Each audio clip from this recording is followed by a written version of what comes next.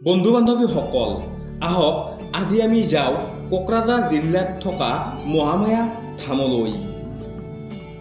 মহামায়া ধাম কোকৰাঝাৰ জিলাৰ পৰ্বতজোৰা মহকুমাৰ বগ্ৰীবাৰীত অৱস্থিত। এই মন্দিৰটোক এটা শক্তিপীঠ হিচাপে গণ্য কৰা হয়।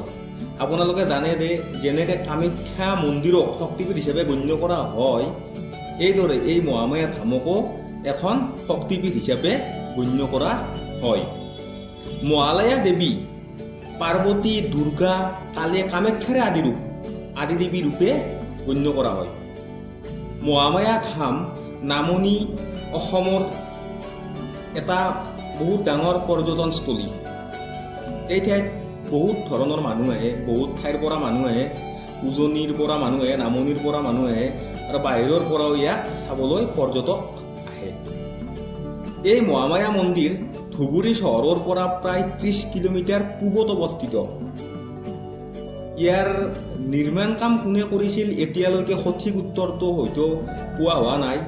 ইণ্টাৰনেটতো মই চালোঁ, ইণ্টাৰনেটতো মই পোৱা নাই, সঠিক উত্তৰটো অহা নাই।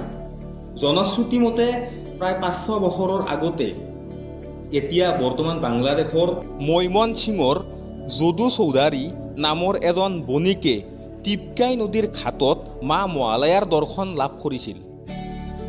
তেখেতক মহামায়াই দেখুওৱা সপোনৰ মৰ্মে বগ্ৰীবাৰীৰ ৰূপহী আৰু ধুবুৰীৰ জমিদাৰে মিলি ইয়াত মন্দিৰ স্থাপন কৰে আৰু তেতিয়াৰ পৰাই এতিয়ালৈকে ইয়াত পূজা পাতল কৰি আছে আৰু ঐতিহ্যৰে পৰা এতিয়ালৈকে এই কথাখিনিয়েই আমাৰ মাজত বিয়পি আছে।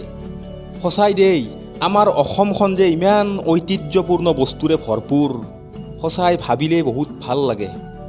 বন্ধু বান্ধৱীসকল, আপোনালোকৰ ওচৰলৈ আৰু এনেকুৱা ভিডিঅ' লৈ অহাৰ প্ৰতিশ্ৰুতিৰে আজিলৈ এইখিনিতে মোৰ ভিডিঅ'টি সমাপ্ত কৰিছোঁ। যদি আপোনালোকে ভিডিঅ'টি চাই ভাল পাইছে, লাইক এটা কৰি দিব, কমেণ্টত জনাব আপোনালোকে মহামায়া ধামলৈ আহি পাইছেনে পোৱা নাই, আৰু চেনেলটোত ছাবস্ক্ৰাইব কৰিব।